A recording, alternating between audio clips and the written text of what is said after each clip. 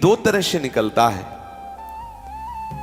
एक तो जो घातक है वो उसी के शरीर से निकलेगा जिसने हस्तमैथुन किया है या गंदी क्रियाएं करके बच्चापन से ही वीर को नष्ट किया है। जैसे 12-13 वर्ष की अवस्था है और उस अवस्था से आप अपने कुसंग के कारण वीर का नाश कर रहे हैं। तो ये जो हस्त क्रिया के द्वारा शक्ति का नाश करते हैं, ये प्रतिक्षण काम से युक्त रहते हैं। इनके हृदय में वही चिंतन चलता रहता है। बालक अवस्था से लेकर के यौवन अवस्था तक देखिए आप, इनकी आंखों में देखिए न तेज होगा न इनकी गंभीरता होगी, बहुत चंचलता, निस्तेज आंखें होगी, चेहरा पीला पड़, जब देखो तो ऐसा लगता है कि शर्मिंदा हो रहे हैं, मुंह छुपा रहे हैं, ऐसा लगेगा। पहला लक्षण है। दूसरा, कुछ इतने निठल्ले ऐसे दिखावटी स्वभाव के, ऐंठ में, अकड़ में, गर्मी में रहते, ये वीर शक्ति के नाश का लक्षण है। गंभीरता नहीं, शांति नहीं, उदारता नहीं, धैर्य नहीं है, वो अपने को बड़ा बड़ा दिखाना चाहते हैं, ये सब उसके नाश के लक्षण हैं। जिनका चेहरा आनंद में, देखते ही हृदय में आकर्षण, ये ब्रह्मचर्य का लक्षण है। चेहरा देखो तो उजड़ा हुआ दिखाई देता है, लगता है बिना रोते हुए भी रो रहे हैं, वो सब सिकुड़ गया चेहरा ऐसा, जैसे किसी घर में आग लगा दो इसके बाद दर्शन करो तो कैसा लगता है वो, ऐसे ही उसका चेहरा होता है जिसने अपने जीवन से खिलवाड़ किया है। जो स्वभाव से ही रुक्ष, चिड़चिड़ा, क्रोधी, बात बात पे एकदम रूखा, चेहरा पीला पड़ रहा है, फीका पड़, वो चेहरा पीला प्रेम का नहीं, क्यों चेहरा प्रेम में पीला पड़, प्रेम में नहीं, यहाँ काम की बात हो रही है। मुख पिया आई फिर गई, बदल गए तन रंग, ये प्रेम का लक्षण नहीं, ये काम के लक्षण की यहाँ बात हो रही। वो मुर्दा की तरह निस्तेज, खिन्न छिन्न ऐसे ही घूमता रहता, कोई लक्ष्य नहीं, कोई उद्देश्य नहीं, बात बात में आलस्य, बात बात में गुस्सा। जो गालों में बिना कोई गुलाबी कुछ लगाए जो गुलाबी दिखाई देती है वो ब्रह्मचर्य की होती है, और जिनके ब्रह्मचर्य क्षीण हो जाते हैं, झाई पड़ जाती है। देखो देखने में तो लगता है क्योंकि बोले कितने को, बोले 18 की, 18 में तो उसकी दुर्गति हो रही, तो 28 और 48 में क्या होगा। जो काले दाग चेहरे में पड़ने लगते हैं, आंखें धसी नजर आती हैं, गाल पीले नजर आते हैं, नाक के आसपास काले काले दाग यहाँ ऐसे प्रकट हो जाते हैं, ये सब लक्षण हैं जो उन्होंने अपनी शक्ति का नाश कर दिया। जो इस वीर शक्ति का नाश करते हैं वो बिना बुढ़ापे के सारे लक्षण बुढ़ापे के उनमें होते हैं। कमर में दर्द है, चला नहीं जा रहा, थोड़ी चढ़ाई में हांफने लगे, अब अवस्था कितनी, बोले 18 की। इस अवस्था में तो मतलब दिशाएं भी कांपे, वो अवस्था है, अब तो दिखाई नहीं देता कोई जवाल। चित्त में कुचिंताएं, छाती में धड़कन, बिना भय के भयभीत हो जाना, थोड़े से भी दुख में ऐसा सोचना कि मैं आत्महत्या कर लूं, ये सब बातें उसी की कमी से हो रही। ये महापुरुषों के अनुभव की झूठी झूठी बातों में एकदम घबरा जाना, कोई झूठी धमकी दे दे तो बस वो ऐसा लगता है अब क्या करूं, किसी कमरे में बंद हो जाऊं, अपने आप को प्राण हत्या करके बचा लूं, ऐसा मैं अपने शरीर को न, ये सारे के सारे लक्षण उसी में प्रकट होते हैं। जो ब्रह्मचर्य का नाश करता है, नींद ना आना या सोना तो कुंभकर्ण की तरह, मुर्दे की तरह सो जाना, आलस्य, जरा जरा देर में वो निरुत्साहित बातें, आंखों में जलन, भारीपन, ये सब स्वप्न दोष अधिक होना, ये सब उसी के लक्षण है जो आपने गलतियां की है। अब यदि वो किसी संग के प्रभाव से हस्तमैथुन बंद कर देता है तो उसका वीरपात होगा। अगर वो 3 दिन में वीरपात करता रहा है तो 3 दिन में वीरपात होगा, पक्का होगा, क्योंकि उसका अभ्यास बन गया है। अगर आप ठीक नियम से चलेंगे तो 6 महीना लगेंगे आपको उसको कवर करने में, 6 महीना लगेंगे। और अगर आपने प्रमाद स्थिति की, वो तो निकल ही जाता है, फिर हमको करने से क्यों मना किया जाता है। तो आप देख लेना कुछ समय बाद आपकी हालत बहुत गंभीर हो जाएगी, जो आप बता भी नहीं पाएंगे किसी से क्या गंभीर हो जाएगी। आप ऐसे ही साधारण क्रियाओं में ब्रह्मचर्यहीन हो जाएंगे। तो जो नव युवक जन है, साधक जन है, वीरपात में यदि उनका कोई स्मरण नहीं रहा और वीरपात हो रहा तो घबराने की जरूरत नहीं। और यदि स्वप्न में आपने स्त्री आदि का संयोग देखा या कोई ऐसी घर्षण आदि क्रिया हुई या कोई ऐसी कामोत्तेजना जनित और फिर आपका वीरपात होता है तो आपके गंदे विचार और पूर्वाभ्यास के कारण होता है।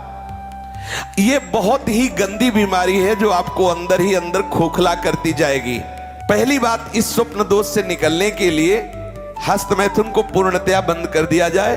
अगर आप सदगृहस्थ भी हो चुके हैं तो कुछ महीने के लिए आप अखंड ब्रह्मचर्य का नियम लें, जब तक आपका वीर्यपात होना ठीक ना हो जाए।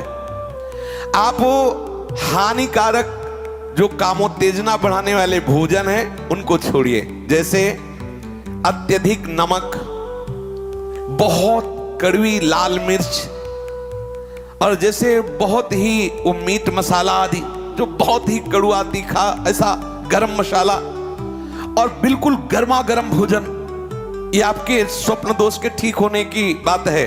यदि आप स्वप्न दोष से बचना चाहते हैं तो अत्यधिक नमक, बहुत कड़वी मिर्च, बहुत ही वो उष्ण गर्मा गर्म भोजन, बहुत गर्म मसाले से बना हुआ भोजन, और अत्यंत खट्टी चटनी जैसे इमली की है, कच्चे आम की चटनी है, और मांस। ये जो लोग कहते हैं कि मांस ताकतवर होता है, तुम्हारी चर्बी बढ़ा देगा, ताकत नहीं। ताकत कहते हैं संकल्प शक्ति को। ताकत शरीर शक्ति प्रधानता नहीं होती। संकल्प शक्ति का एक महात्मा पूरे समुद्र को अंजुली में पी गया। देखो, संकल्प शक्ति, शरीर की शक्ति एक सीमित शक्ति है, संकल्प शक्ति एक महान शक्ति है। जो ब्रह्मचर्य से युक्त होता है उसकी संकल्प शक्ति बढ़ती है। भले आप मांस खा के मोटी चर्बी और आप व्यायाम करके दिखा सकते हैं कि देखो मैं ब्रह्मचर्य क्षीण करता हूं लेकिन बलवान हूं, लेकिन आप आत्मशक्तिहीन है। वो आपका मोटा हो जाना बलवान नहीं है, आपके सुंदर सुंदर मांसपेशियां निकल आना वो बल नहीं है। आप शक्ति, बलवान वो है जो आए हुए आंतरिक वेगों को थोड़ा अंगूर, मीठे संतरा, सेव, अनार, ये स्वास्थ्यवर्धक वस्तुएं आप ले सकते हैं। लेकिन ऐसे वस्तु जो आपके ब्रह्मचर्य को नष्ट करें, ये पहले भोजन छोड़ें। ध्यान दीजिए, आप पहले ऐसे व्यक्ति का संग छोड़ें जो हस्तमैथुन कराने के लिए उत्साहित करे या जो गंदे आचरण में, चाहे वो स्त्री साधक हो या पुरुष साधक, दोनों सावधान। ये रोग एक में ही नहीं होता, ये रोग दोनों शरीरधारियों में होता है। कामोत्तेजना दोनों को आती है। गंदे संग के कारण दोनों साधक गंदी आचरण कर बैठते हो, दोनों इस रोग से पीड़ित होते। पुरुष तो इस रोग को प्रकट कर देता है, माताएं बहनें इस रोग को प्रकाशित नहीं कर पाती, लेकिन पीड़ित होती है इस रोग से। यदि सावधान उपासक न चले तो चाहे स्त्री शरीर हो चाहे पुरुष शरीर, उसको कष्ट होता है। दूसरी बात इसमें सहयोग है 4 बजे उठना। ये जो लोग सुबह 8 बजे तक 9 बजे तक सोते रहते हैं और सोचते रहते हैं कि हम ब्रह्मचर्य रह पाएंगे या स्वप्न दोष से निकल पाए, कभी नहीं हो सकता। भगवान सूर्य जब उदय होते हैं तो आपकी आत्मशक्ति नष्ट होने लगती है। यदि आप उठ करके उनका स्वागत न करें, अर्घ न दें, प्रणाम न करें, जग कर भगवान नाम जप न करें, 4 बजे से 6 बजे तक का समय पूरे 24 घंटे के लिए पावर वाला समय है। यदि उस समय आप सो रहे हैं तो हमारी बात भी न सुने, वो इस काबिल नहीं कि इसको धारण कर सके। जो सुबह 4 बजे से 6 बजे तक सोएगा वो ब्रह्मचारी रह ही नहीं सकता पक्का। कुछ लोगों को लगता है कि 1-2 बजे ही स्वप्न दोष हो जाता है, 4 बजे की आवश्यकता नहीं। तुमने गलत आदतें की, तुमने अपनी नस नाड़ियों को इतनी घर्षण शक्ति से कमजोर कर लिया है कि रोकने की क्षमता नहीं रखी। तो आपको उदास नहीं होना, ऐसा भोजन छोड़ो, ऐसा संग छोड़ो और 4 बजे जगो। जगने पर तत्काल आप बासी पानी पिए, तांबे के पात्र में रखा हुआ पानी, और 1-2 लीटर पिए। ऐसा ना करें कि आप 1 गिलास में छोटा कस की पीजिए। अगर उल्टी हो जाती तो और अच्छा है, आप पी के तो देखिए। वज्रासन में बैठकर जल पीजिए, फिर थोड़ा टहलिए, सोच जाइए। आप गृहस्थ हो, विरक्त हो, कोई भी हो, अगर आप शुद्ध ब्रह्मचर्य रहना चाहते, स्वप्न दोष से निपटना चाहते, तत्काल व्यायाम कीजिए। 30 मिनट कम से कम। दंड है, बैठक है, और भी आसन है योगियों ने बताए हैं। और फिर 20 मिनट कम से कम प्राणायाम कीजिए, कपालभाति, अनुलोम विलोम आदि जो भी आप सीख पाए। और इसके बाद 30 मिनट तक कोई खान पान न कीजिए।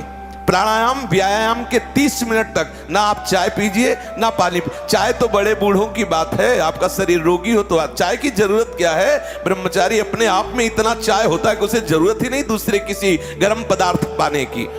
अब ये सावधानी रखें कि जैसे आजकल बहुत बड़ा खतरनाक चल गया है स्मार्ट मोबाइल, इंटरनेट। उसमें क्या है कि बहुत से बच्चे विषयाकर्षण के कारण गंदी फिल्में, जिनमें हमारा शास्त्र आदेश करता है किसी भी पक्षी को भोग करते न देखे, भागवत अन्य शास्त्र भी आदेश करते, कोई भी जीव यदि भोग कर रहा हो तो हम ना देखें, और हम मनुष्यों का भोग देखें उसमें, और हम सोचे कि हमारा आप कोई क्रिया ना करो, केवल गंदे वो भोग संबंधी चित्र देख लो, तो आपके मन में जो संस्कार बन रहे हैं, जो कामोत्तेजक भाव बन रहे हैं, वो आपको ब्रह्मचर्य नहीं रहने देंगे। सोते जागते उठते बैठते आपका वीर स्खलित हो जाएगा। ये स्त्री संबंधी, पुरुष संबंधी, भोग संबंधी वार्ता हमारे अंदर संस्कार डालती है और हम समझ नहीं पाते। वो हमारे अंदर ऐसी अग्नि पैदा करती है जिससे वीर शक्ति स्खलित हो जाती है। कभी हम सोच में बैठे लघु शंका में, तो सबसे पहले वीर स्खलित हो गया। अब आपको लगेगा कि ये रोग है, रोग नहीं, आपकी गलती। हम आहार पर दृष्टि रखें। जैसे हम रात्रि के समय शयन करते हैं तो सावधानी रखें कि शयन के 1 घंटा पहले ही दूध ले लें गरम। अगर हम गरम दूध लेके सोएंगे तो निश्चित वीर्यपात हो जाएगा। जब हम जान लें कि हमें कब्ज हो रहा है तो हम सरल औषधि लें। ऐसे कोई चूर्ण न लें जो बहुत कड़े गरम हो, जो हमें ब्रह्मचर्यहीन कर दे। जैसे आंवला है और वो हर है, बहेड़ा है, त्रिफला का प्रयोग करें। वैसे प्रत्येक साधक को भोजन में 1 आंवले का प्रयोग कर लेना चाहिए, तो कब्ज भी दूर रहेगी और शीतलता भी रहेगी। और आंवला पवित्र भजन में भी सहयोगी होता है और भी स्वादिष्ट भी होता है। आप मीठा आंवला ले सकते हैं, आप खट्टा करके ले। वो आंवला खटाई में भी नहीं आता, और खटाई भी है, वो आपके साधन में भी आएगा, कब्ज ना रहने पावे। अगर हमारे शरीर में, पेट में कब्ज है तो कब्ज में, आंतों में जो जमा हुआ मल है, वो ऐसी उत्तेजना पैदा करेगा कि आपका वीर स्खलित हो जाएगा। इसलिए कब्ज भी ना होने पावे। साधक अगर इन नियमों का पालन करे, और भगवत स्मरण प्रधान है। ब्रह्मचर्य में सबसे प्रधान औषधि है स्मरण। आपकी जो स्मृति कामुक हो गई है उसको बदलिए। अगर आपका चिंतन नहीं बदला तो आप चाहे जितनी औषधियां खा ले, आप ब्रह्मचर्य को संभाल नहीं सकते। औषधि एक सपोर्ट है। यदि आप ब्रह्मचर्य को ठीक करना चाहते हैं, किसी आयुर्वेदिक वैद्य से कुछ दिन के लिए औषधि ले लीजिए, बकाया रोज औषधि नहीं लीजिए। आप रोज ऐसा करें, प्रातः काल उठ करके 1 तुलसी की पत्ती ले। जैसे आप नहा धो चुके, 1 तुलसी दल लिया, ठाकुर जी के चरणों में चढ़ा दिया, और रात्रि के समय शाम टाइम 1 नीम की पत्ती ले, 1 पत्ती, और कुछ दिन उसे पाइए। अगर आपको पच जाए तो फिर 1-1 बढ़ा दीजिए, 10-10 पत्ती तक जाइए। किसी और औषधि की जरूरत नहीं। हर रोग का निवारण तुलसी की पत्ती और नीम की पत्ती सुबह शाम करने से हो जाए। आप देख लीजिए, ये ज्यादा औषधियों को ना खाए, नहीं तो जब औषधि छोड़ोगे तब कमजोर हो जाओगे।